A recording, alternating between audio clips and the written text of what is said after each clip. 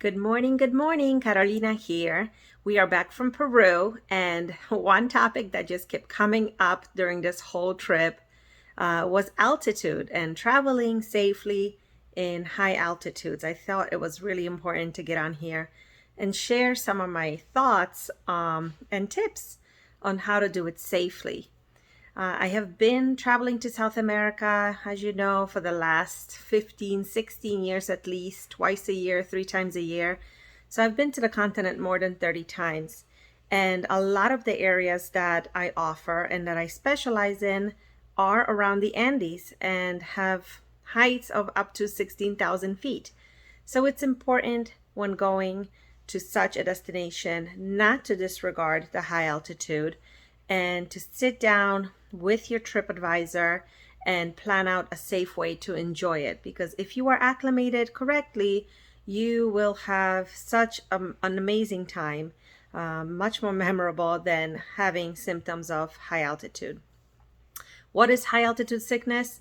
I have experienced it multiple times, and it has many different varieties of symptoms. It could be fatigue, headaches, feels like somebody's sitting on your head, lots of tension and pressure, of course, nausea, things like that, shortness of breath for sure.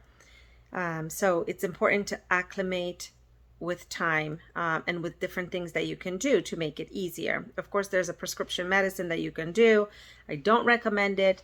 A lot of my clients who have taken the prescription have actually been the ones to get sick. I think they're just they take the prescription and they just rely on it completely and avoid all the other tips that I have for them, and I winds up having them getting sick. So here are some of the tips that I recommend when you're traveling to Peru or Ecuador or northern Chile or some other mountains. Colombia has high altitude as well. My first one and the most important part of travel really is, or staying healthy in travel, is to hydrate. You're traveling, you're moving around a lot, and in high altitude, you dehydrate much faster than at home. So it's really important to drink lots of water. Bottled water, never tap water. Don't even brush your teeth with tap water. It doesn't mean that the water there is dirty or unsafe. It is just different. Different bacteria means you might not be used to it. So on top of altitude sickness, you don't want to catch a stomach bug either. So hydrate. Drink tons of water. The other tip is what not to drink, and that's alcohol, especially in high areas where you're landing from sea level to high areas like Cusco. You want to stay away from alcohol. Peruvians have fantastic beer. They are known for pisco sours. So you will come across lots of opportunities to drink. I really suggest for the first 3 or 4 days, stay away because, again, alcohol will dehydrate you, and dehydration is the key factor to feeling altitude sickness. What else? When you are eating for those first few days in high altitude, stay away from heavy meals. Eat light meals, maybe a couple times a day instead of just the 2 heavy meals.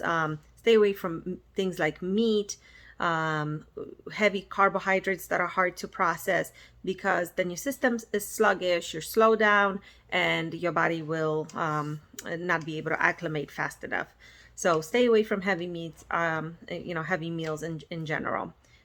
Luckily, you are in the Andes, and they are known for fantastic soups and lots of veggies. So you will have a lot of different opportunities to enjoy food without feeling like you're missing out. What else? Take time.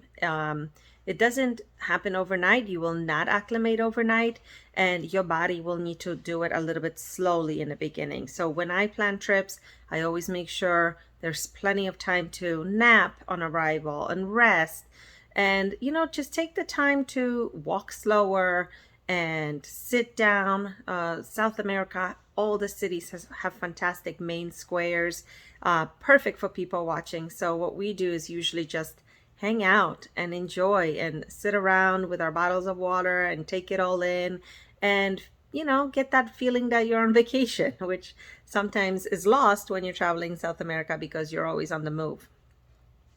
The big thing for planning a trip to South America is also really paying attention to the altitude, because even 2,000 feet will make a huge difference. So for example, what I do for all my clients and what I have been doing for years and years is when they land in high altitude area, such as Cusco, Peru, I don't have them sleep in Cusco right on arrival.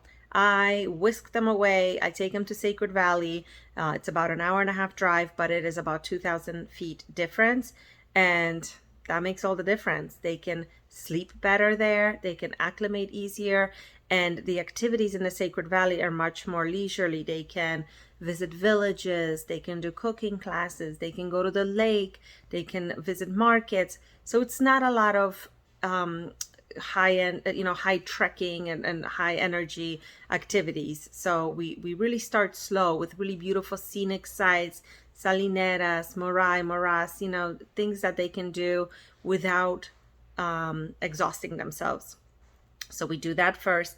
Then I kind of treat it like a ladder. Then I take them to Machu Picchu, which is a little bit higher than Sacred Valley. And at this point, they have been in high altitude for 3 or 4 days. Then we go to Cusco and enjoy the city and maybe do some excursions up into higher mountains and sites. So it's really important how you plan and who plans it for you, from somebody with experience.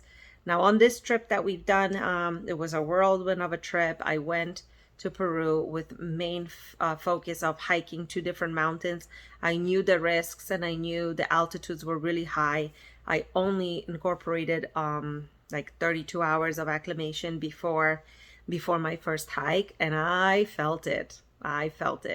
When you are in high altitude and you are not from high altitude, your blood oxygen level should be in the 80s, so 80% of your lungs being used, and that means you're acclimated and that you're gonna do well. Mine hovered at 67 during the first hike, which made me feel fatigued, lots of headaches, nausea. And then when we went to another hike, which was even higher and more requiring a lot more energy out of me, my oxygen level dipped to 57%, and that was not pleasant. I don't suggest or recommend that for anyone. I had to actually get on an oxygen mask to feel better. So 32 hours was not enough, and I knew that, but I'm a risk taker like that. But I would never do that to a client. All my clients who hike the Rainbow Mountains are in Peru for at least 5 days before we even think about going up there. So take it from me. I have done travel with an oxygen mask on, with medicine, with a nurse coming to the hotel. We've done it all, and it's kind of good to know that those are options, because even if you do everything right and your body still says, I am not acclimated yet, please know that I have a whole support system that will take care of you and get you going. Because I was on an oxygen mask for 35 minutes, and then we checked with our little gadget what my oxygen was. It went back to 89%, and I was like ready to hit the road and go exploring, and was back to normal. So it's good to know that there's a whole team behind me taking care of my people on the ground. But reach out to me so we can discuss altitude and make sure you're doing it safely. I'll be more than happy to help, and thanks for listening. Bye.